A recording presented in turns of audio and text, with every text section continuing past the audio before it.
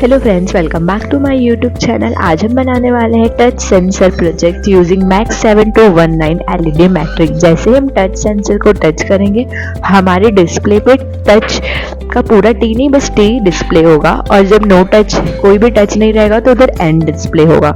तो चलिए देखते हैं कि हमें कौन कौन से कंपोनेंट रिक्वायर्ड है ये इंटरेस्टिंग प्रोजेक्ट्स बनाने के लिए। तो लेट्स स्टार्ट। तो सबसे पहले हमारा मेन आर्डिनो उनो चाहिए, ब्रेन ऑफ द रोबोट है ये हमारा। Then we need USB cable for transferring the code, jumper wire चाहिए, और ये हमारा एलईडी मैक्स 7219 है, ये चाहिए हमको। फिर हमें हमारा टच सेंसर चाहिए।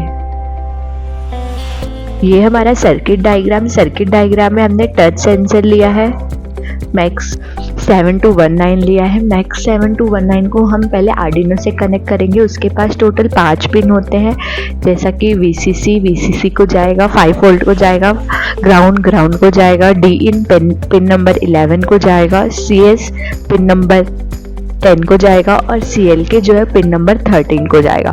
फिर हमारा टच सेंसर, उसके पास हम A0 से A0 कनेक्ट करेंगे, VCC टू VCC कनेक्ट करेंगे, और ग्राउंड टू ग्राउंड कनेक्ट करेंगे। ऐसा सेम कनेक्शंस आपको भी कर लेना है, बट आपको इतना ध्यान देना है कि आप जो भी कनेक्शन करोगे आपको वही सेम पिन नंबर अपने आर्डिनो उनो कोड में भी डिस्प्ले करना है। नहीं तो अगर आप कोड तो अपलोड हो जाएगा बट कोड हमारा प्रॉपर वर्क नहीं करेगा, बिकॉज हमने यहाँ किसी और पिन से कनेक्ट किया है, और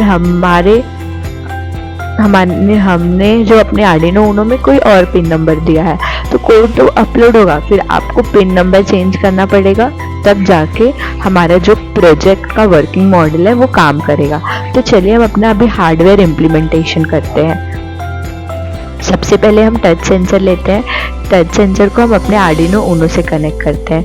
हमने बस 4 पिन होते हैं, बस अभी हम बस 3 पिन यूज़ करेंगे। हम ग्राउंड यूज़ करेंगे, ग्राउंड टू ग्राउंड कनेक्ट करेंगे, फिर उसके बाद हम VCC टू VCC कनेक्ट करेंगे, और लास्ट में हमारा जो A0 है उसको हम A0 से कनेक्ट करेंगे। सेम कनेक्शन आपको भी अपने हार्डवेयर इम्प्लीमेंटेशन में कर लेना है। हम सेम कनेक्शन करेंगे। आप किसी भी A0 को आप A0 ही करोगे तो ज़्यादा अच्छा रहेगा, या फिर आप D0 भी कर सकते हो, फिर आप A0 नहीं करोगे। ये हमारा कोड है। कोड में हमें ये 3 लाइब्रेरी इंस्टॉल करनी पड़ेगी, MD पैरा करके है, और एक MD MX है, और एक SPI.h है।